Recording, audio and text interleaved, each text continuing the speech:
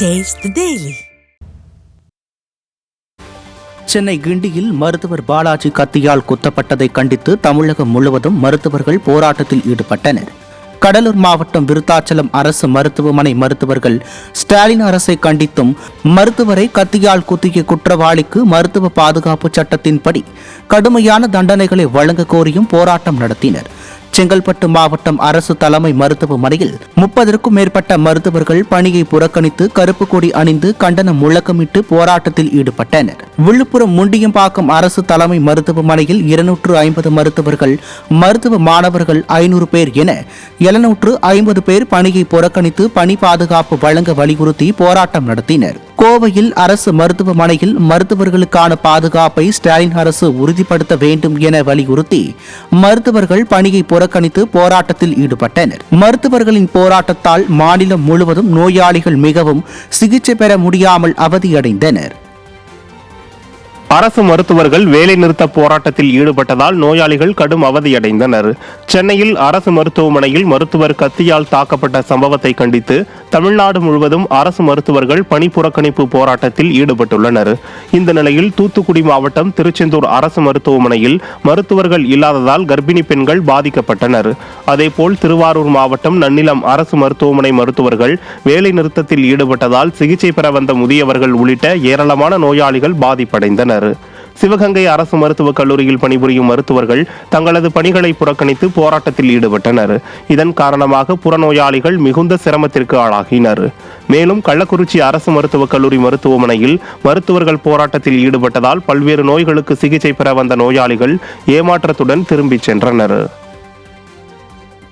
சென்னை கிண்டியில் மருத்துவர் பாலாஜி கத்தியால் குத்தப்பட்டதை கண்டித்து மாநிலம் முழுவதும் மருத்துவர்கள் பணியை புறக்கணித்து போராட்டத்தில் ஈடுபட்டனர்.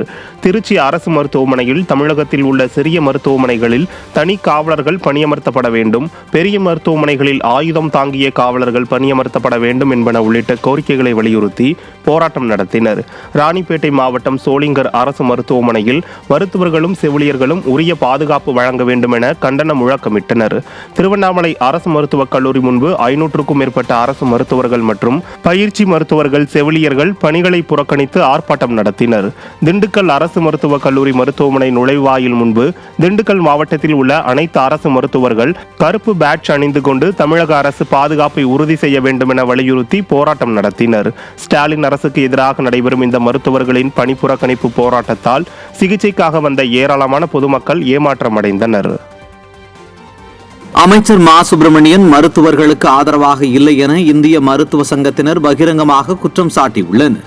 சேலத்தில் செய்தியாளர்களை சந்தித்த இந்திய மருத்துவ சங்க முன்னாள் தேசிய துணைத் தலைவரும் போராட்டக் குழு தலைவருமான டாக்டர் பிரகாசம் அரசு மருத்துவர் பாலாஜி கத்தியால் குத்தப்பட்டதற்கு கண்டனம் தெரிவித்தார். தொடர்ந்து பேசிய அவர், தமிழ்நாட்டில் மருத்துவ பாதுகாப்பு சட்டம் நடைமுறையில் இருந்தாலும் அதனை முறையாக செயல்படுத்தாத காரணத்தால் அமைச்சராக பொறுப்பேற்றது முதல் மா சுப்பிரமணியன் மருத்துவர்களுக்கு ஆதரவாக செயல்படவில்லை என்றும், டாக்டர் பாலாஜி மீதான தாக்குதலில் அமைச்சர் பொறுப்பில்லாமல் பேசுவதாகவும் அவர் குற்றம் சாட்டினார். மருத்துவர்களுக்கு ஆதரவாக அவர் இதுவரைக்கும் அவர் பொறுப்பேற்றதிலிருந்து செயல்படுற மாதிரியான ஒரு எண்ணம் மருத்துவர்கள் மத்தியில் இல்லை. அவர் தான் எங்களுக்கு he is the custodian of the medical profession. இப்போ டாக்டர்களை பாதுகாக்கக்கூடிய பணி அவருக்கு முதல் பணி. அப்புறம் தான் இவன் பணி பண்ணுறானா இல்லையான்னு சூப்பர்வைஸ் பண்ணக்கூடிய அதிகாரம் இருக்கணும். இப்போ எங்கே போனாலும் ஒரு ப்ராப்பரான என்கொயரி இல்லாமல் சஸ்பெண்ட் பண்ணுறது.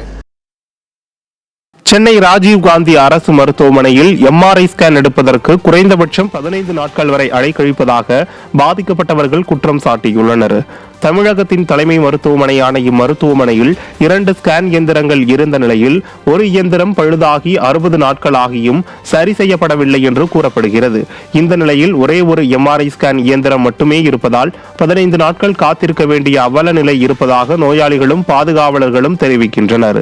முதலமைச்சர் மருத்துவ காப்பீடு திட்டத்தின் கீழ் ஸ்கேன் எடுக்க வேண்டும் என்றால் 35 நாட்கள் வரை ஆகும் என்றும், பணம் கட்டினால் உடனடியாக எடுக்கலாம் என்றும் ஊழியர்கள் கூறுவதாக பாதிக்கப்பட்டவர்கள் வேதனை தெரிவிக்கின்றனர். திமுக அமைச்சர் மா சுப்பிரமணியன் சுய விளம்பரத்திற்கான நடவடிக்கைகளில் செலுத்தும் கவனத்தில் சிறிதளவேனும் அரசு மருத்துவமனைகள் மீதும் செலுத்த வேண்டும் என்று நோயாளிகள் தெரிவிக்கின்றனர். எம்ஆர்ஐக்கு 13 நாள் வெயிட் பண்ணுற பணத்தை பே பண்ணிட்டு அது என்ன ரீசன், ஏன் 13 நாள் அப்படின்னு கேட்டோம் அப்படின்னா, இவங்க என்ன சொல்கிறாங்கன்னா, இங்கே ரெண்டு மிஷின் இருந்துச்சு. இந்த 2 மிஷினில் பார்த்தீங்கன்னா ஒரு மிஷின் கெட்டு போச்சு, மீதி ஒரு மிஷின் தான் இருக்குது அப்படின்னு சொல்கிறாங்க. அந்த ஒரு மிஷின் எப்போ கெட்டு போச்சுன்னு கிட்டத்தட்ட கெட்டு போய் 1.5 மாதம் ஆகுது. 1.5 மாதத்துக்கு மேலே இவ்வளோ பெரிய ஹாஸ்பிட்டலில் ஒரே ஒரு ஸ்கேனர் மிஷின் மட்டும்தான் இருக்குது, அதாவது எம்ஆர்ஐ ஸ்கேனர். ஸோ அதுக்கு இவ்வளோ நாள் டிலே பண்ணுறாங்க. அடுத்து ரிப்போர்ட்டும் பார்த்தீங்கன்னா உடனே கிடைக்கிறது கிடையாது.